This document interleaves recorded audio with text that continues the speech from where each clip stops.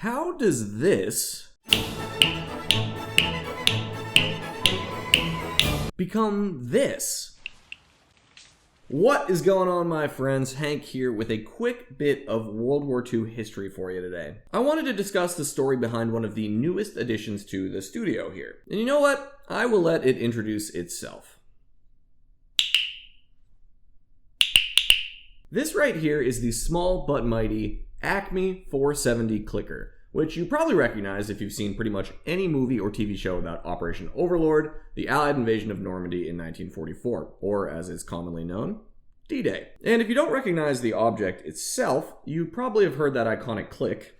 That is its reason for being. And it's a pretty cool story behind how this simple little piece of brass became a critical, potentially life-saving piece of military equipment. So let's rewind the clock to the spring of 1944. The Allies are preparing for the biggest combined arms seaborne and airborne invasion in military history. And as part of this massive operation, two U.S. airborne divisions, the 82nd and 101st, are tasked with dropping behind enemy lines in the early morning of June 6th to capture key positions ahead of the beach landings and eventually link up with the rest of the ground forces. Now, with any airborne drop, paratroopers and glider-borne infantry are going to have to hit the ground, hopefully close to their target, and rally up with their units. But bear in mind, this jump is happening in the middle of the night.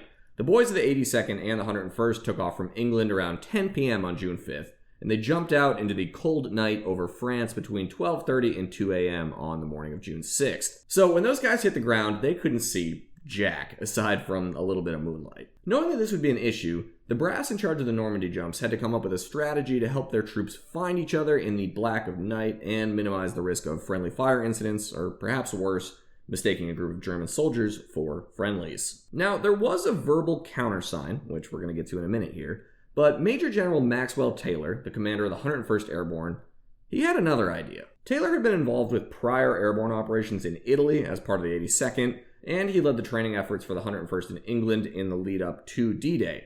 So he knew just how difficult it could be to rally up efficiently during night operations. Taylor wanted some sort of signaling device to give to his airborne troops that would help them find each other behind enemy lines, and his solution came in an unlikely source. Now, there are two conflicting stories about how this little guy got the nod for the job. One goes that Taylor had observed children in England playing with a popular toy called a cricket. It was essentially a little piece of metal shaped like the insect that produced a sound when depressed, sort of like a cricket.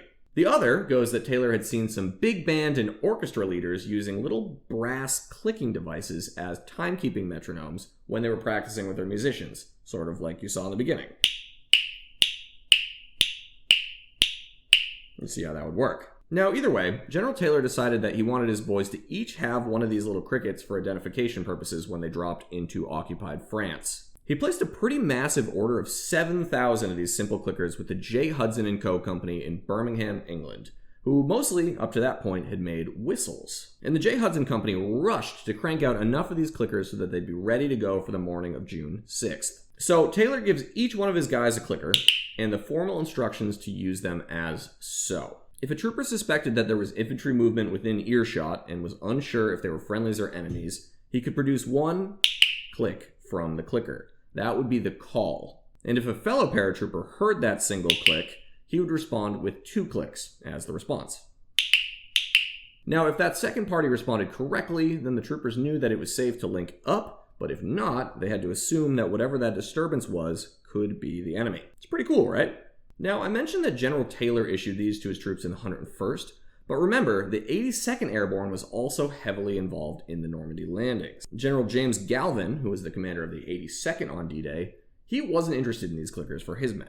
He later reflected on the decision, and I quote, "There was a lot of gadgetry around, and a lot of it didn't make much sense.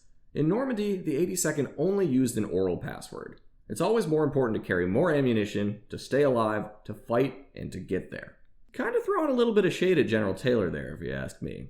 I'm not sure if this little fella takes up that much space in your pack, but hey, politics. I wasn't there. In any case, that oral password that General Galvin mentioned was also used by the 101st in addition to their crickets. In fact, there was a universal password that was supposed to be used by all Allied forces during the invasion to help identify friend from foe. In the event like I just mentioned where you weren't sure who might be around the next hedgerow, soldiers were instructed to call out flash as a call sign. The expected response would be thunder, and then the first party would say welcome to complete the countersign. You see this used in a lot of popular movies and shows about the Normandy operation, including Saving Private Ryan and Band of Brothers, just to name a few. And interestingly enough, there was a very particular reason for why these words were chosen. So the major parties involved in the Allied invasion were the Americans, the British, and the Canadians. Pretty much all English speakers. The defenders in France are, of course, German. The English word thunder starts with a TH that in English sounds like th. That sound is called a dental fricative, and you make that sound by pressing your tongue against your teeth. And the German language doesn't use TH like that. It just kind of sounds like a T. Think of the arms manufacturer Walther. It's actually pronounced Walter in German. So if an American soldier calls out flash, and the guy on the other side of the bush replies Tunde, maybe watch out. And the confirmation welcome is in the same boat. German W's are pronounced like V's, so welcome might become Willkommen. Didn't think you were going to get a mini linguistics lesson today, did you? Now on that note, I am going to ruin something for you. The next time you watch Saving Private Ryan, notice how they use this call. Captain Miller, among others, initiates the countersign with thunder. They actually do it backwards in the movie. The more you know. So, anyway, back to our humble little cricket here. These little guys jumped into Normandy in pockets and around the necks of thousands of American paratroopers and helped prevent what could have been many bad encounters on that pivotal night. And interestingly enough, the men of the 101st were instructed to ditch these little things after the first night because they were concerned that once the Germans caught on, they might use captured ones to create ambushes on unsuspecting Americans. So by June 7th, many of these little clickers were tossed in ditches and hedges all across the Normandy coast. And for this reason, original D-Day clickers are extremely rare and valuable. So on the off chance that you've got one of these somewhere that was passed down to you from a family member, hold on to that thing. This one here, I picked up from atthefront.com, and it's pretty close to the original thing. You might see some of these on sale that have US Army or some other nonsense punched into them, but these were never actually government issue. The real ones were just plain Jane, like this one. If you'd like to stick around for a little more World War II history, you can do so right here. And until next time, my friends, be well, happy building, cheers.